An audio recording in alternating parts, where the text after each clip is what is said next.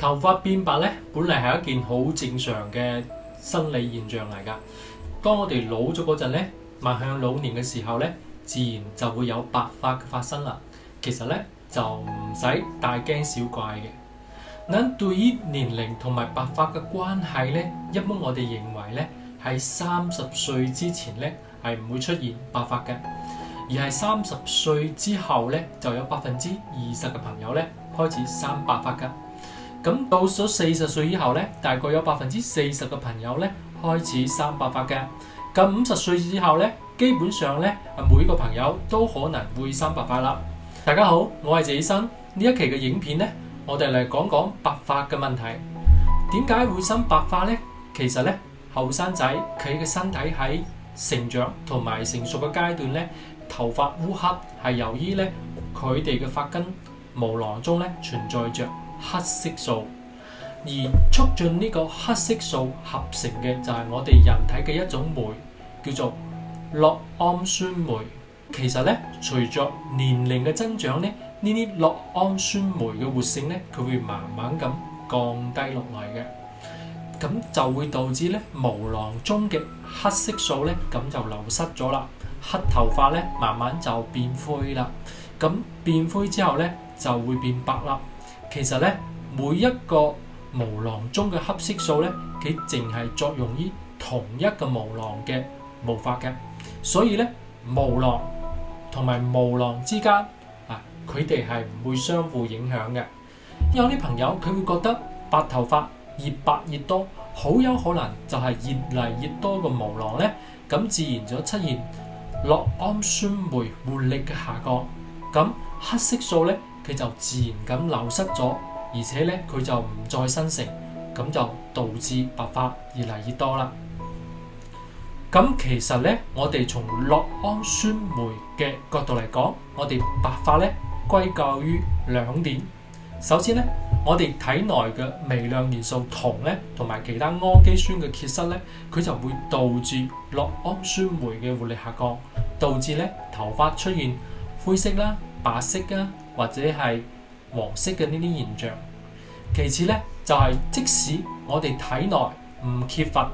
銅啦、氨基酸啦咁樣嘅元素，但係咧由於頭部嘅毛囊下面咧，佢個微循環障礙，佢依然係無法咁正常咁吸納嗰啲黑色素嘅。仲有啲朋友咧，佢嘅頭髮咧白得比較早，好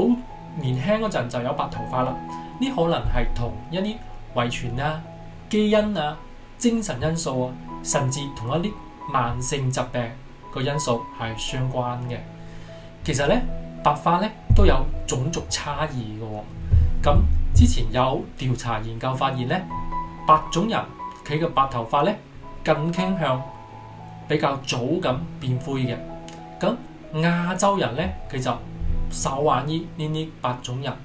咁非洲人係最慢嘅。另外咧，我哋平時經歷嘅壓力，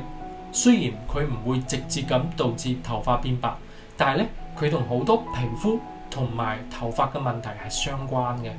經歷一啲壓力大嘅事件咧，有可能都會造成脫髮嘅。咁脫髮之後咧，生長出嚟嘅頭髮咧，有可能咧同原嚟係唔同顏色嘅。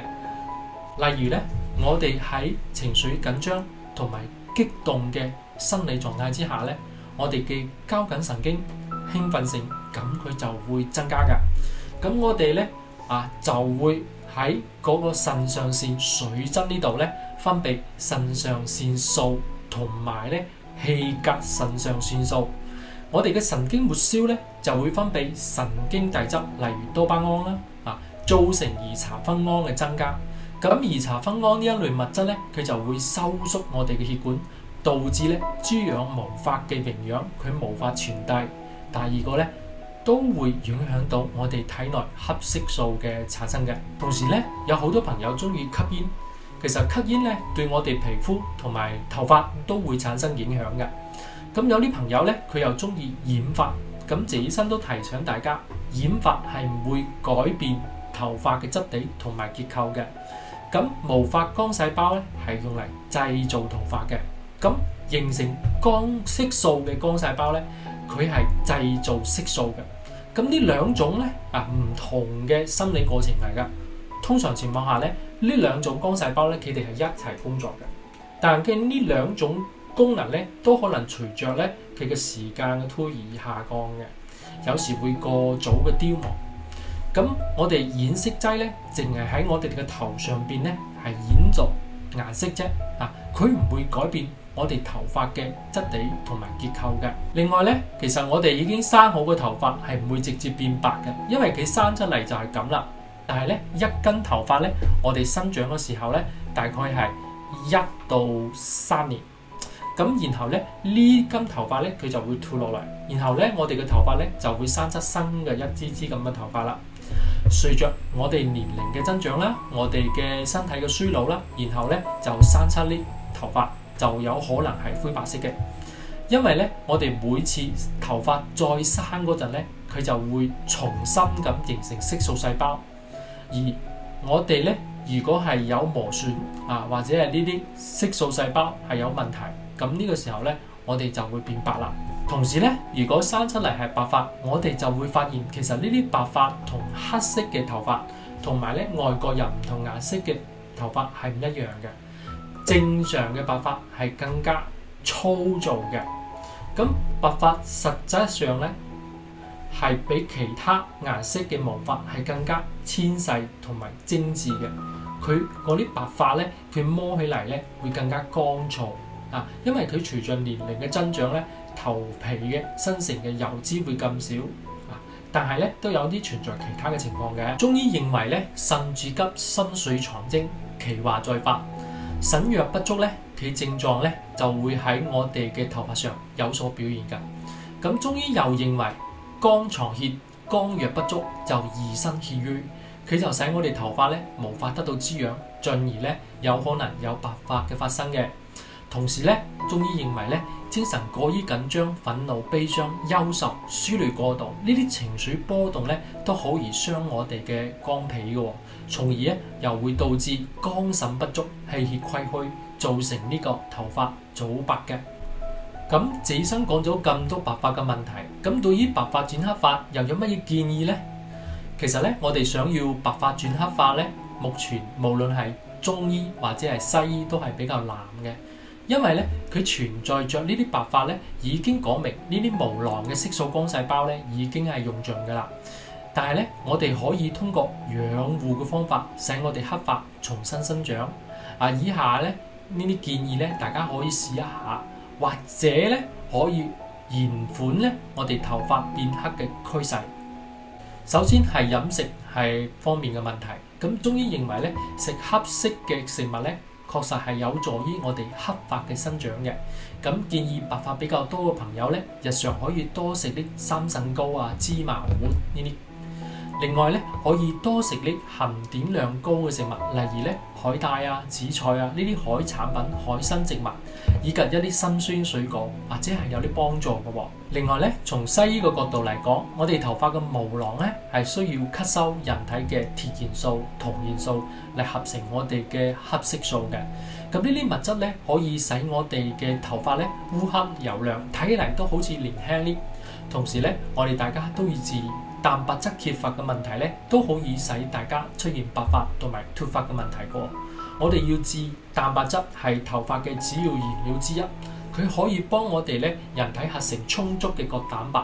但係咧，如果我哋長期咁挑食偏食，好有可能咧就導致我哋嘅人體咧缺乏某一類蛋白質啦。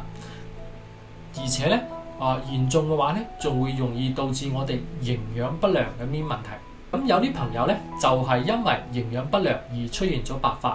仲有可能就係因為我哋人體咧佢個蛋白質咧佢無法維持我哋頭髮嘅生長，而出現咗頭髮發黃